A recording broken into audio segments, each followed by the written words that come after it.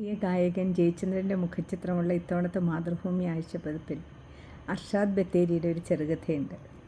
മാൻകുട്ടികൾ പുല്ല് തിന്നുമ്പോൾ എന്നാണ് കഥയുടെ പേര്.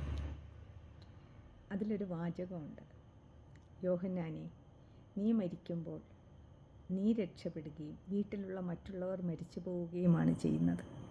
ഒന്നാലോചിച്ച് നോക്കൂ, എത്ര വാസ്തവമാണല്ലേ.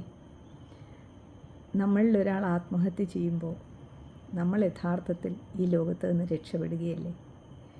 നമ്മളെ ചുറ്റിപ്പറ്റിയുള്ള മറ്റുള്ളവരോ, നമ്മളെ ചേർത്ത് പിടിച്ചവർ, നമ്മൾ ഇത്രനാളും ചേർത്ത് പിടിച്ചിരുന്നവർ, നമ്മളില്ലാതെ ജീവിക്കാൻ സാധ്യമല്ല എന്ന് വിശ്വസിച്ചിരുന്നവർ, നമ്മളുടെ സ്നേഹമില്ലാതെ ഒരു നിമിഷം പോലും ഇവിടെ കഴിഞ്ഞുകൂടാൻ പറ്റാത്തവർ, അവരെത്ര അനാഥരായി പോകുന്നു, എത്ര നിസ്സഹായരായി അവർ ജീവിതത്തിൽ നിന്ന് പടിയിറങ്ങിപ്പോണ്ടി വരുന്നു അല്ലേ?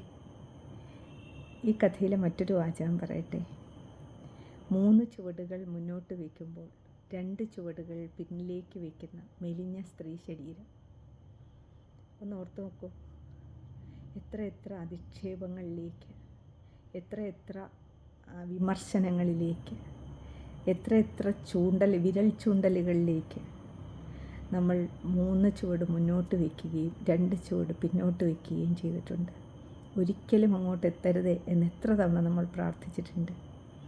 അല്ലെങ്കിൽ തന്നെ ഈ കാലത്ത് അന്തമില്ലാതെ 3 ചുവടുകൾ കൊണ്ട് ഓടിക്കയറാവുന്ന ഏതിടമാണ് നമുക്കുള്ളത്?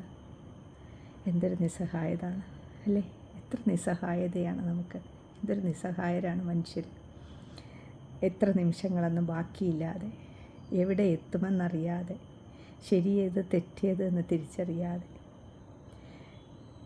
എന്താണ് ധർമ്മം എന്താണ് അധർമ്മം എന്നറിയാതെ എല്ലാം അറിയാമെന്ന് ഭാവിച്ച് ജീവിക്കുന്ന നമ്മളെക്കാൾ നിസ്സഹായരായി, നമ്മളെക്കാൾ വിഡ്ഢികളായി ഈ ലോകത്ത് ആരാണുള്ളത്?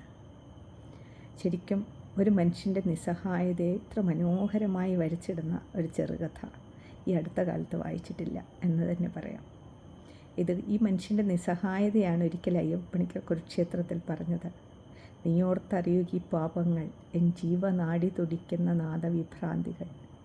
ഇത് തന്നെയല്ലേ നമ്മളെ മനുഷ്യരാക്കി തീർക്കുന്നതും?